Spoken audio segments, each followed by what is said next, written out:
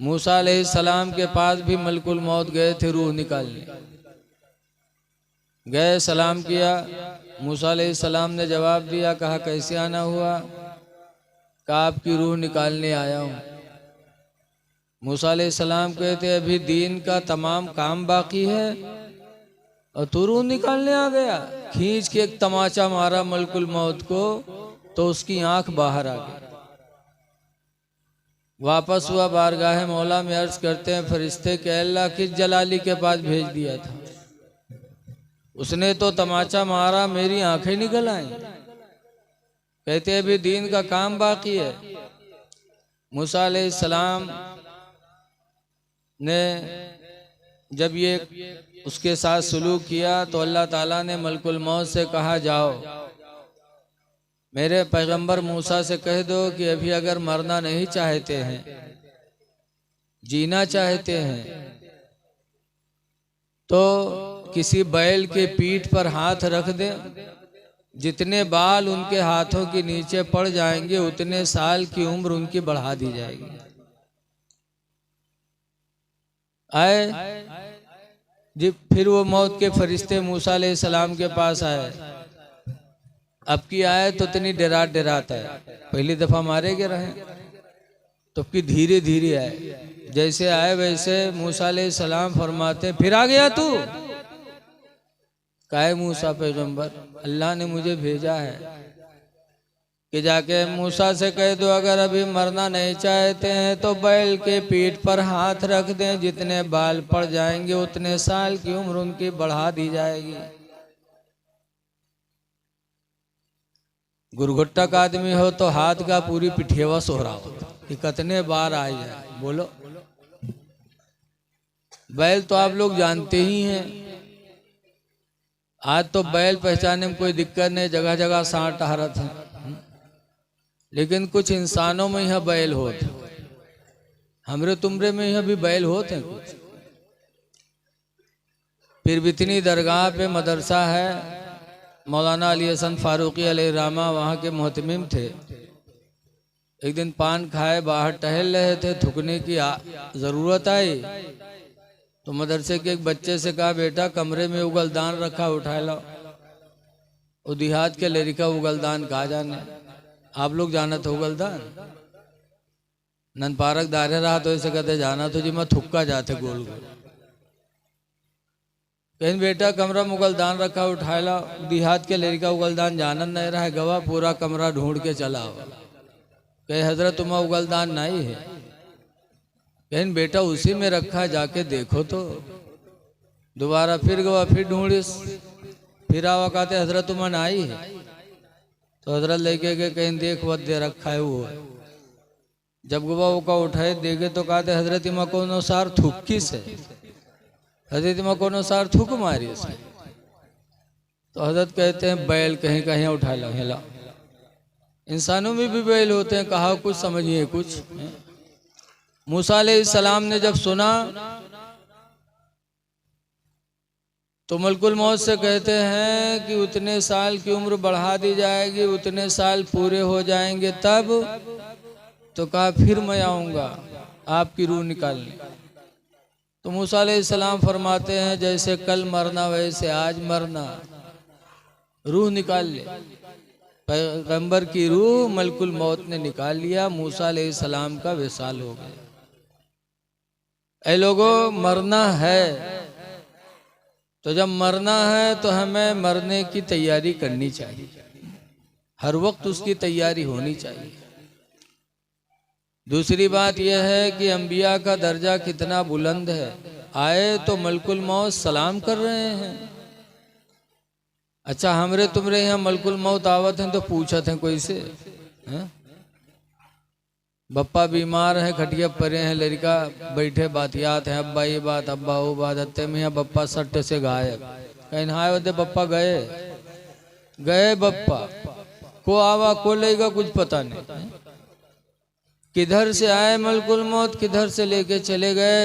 ऐ लोगों, हम नबियों की बराबरी कभी नहीं कर सकते। अल्लाह ताला ने अपने महबूबों का दर्जा बहुत बुलंद किया है। तो जब आम नबी का मामला नहीं तो हमारे इमामुल अंबिया का मामला तो ही बुलंदो बाला है। आला हजरत इमाम अहले सुन्नत फरमाते हैं, देखो आज हम नबी की बराबरी नहीं कर सकते। नबी करीम सल्लल्लाहु अलैहि वसल्लम का थूक हमारा थूक, हम थूक दें तो हम ही उससे घिन महसूस करें, और नबी का थूक। हजरत अली शेर खुदा की आंखें आ गई जंगे खैबर के टाइम पर। सरकार ने बुलाया, हदीस में काफी आई नहीं, तो हुजूर सल्लल्लाहु अलैहि वसल्लम ने हजरत अली के दोनों आंखों में अपना थूक लगा दिया। फबरिया आई नहीं, तो हजरत अली के दोनों आंखें ठीक हो गई। हुजूर का थूक लगा तो अली की दुखती आंखें ठीक हो गई। मास, हजरत मास जंगे बद्र में लड़ रहे थे, दाहिना हाथ कट गया, बाएं हाथ से लड़ते रहे। जब जंग मुकम्मल हो गई तो मास गए और वो कटा हुआ हाथ लाए और हुजूर से कहा, अल्लाह के रसूल, अल्लाह की राह में बदन से जुदा हो गया। सरकार ने मास का हाथ ऐसे लगाया और अपना हाथ फेरा तो मास का हाथ पहले ही की तरह फिर सही हो गया और कई जंगें उस हाथ से लड़ी। ये नबी का मामला है, हम उनकी बराबरी कभी नहीं कर सकते। इसीलिए आला हजरत इमाम अहले सुन्नत फरमाते हैं कि अर्श के अक्ल दंग है, चरख में आसमान है। अर्श इतना ऊंचा, सातों आसमान के ऊपर। अर्श की अक्ल दंग है, चरख में आसमान है। जाने मुराद अब किधर, हाय तेरा मकान है। जाने मुराद अब किधर, हाय तेरा मकान है। तो मौत का फरिश्ता हम तक, आप तक पहुंचेगा। इसलिए मौत की तैयारी करो। मौत की तैयारी में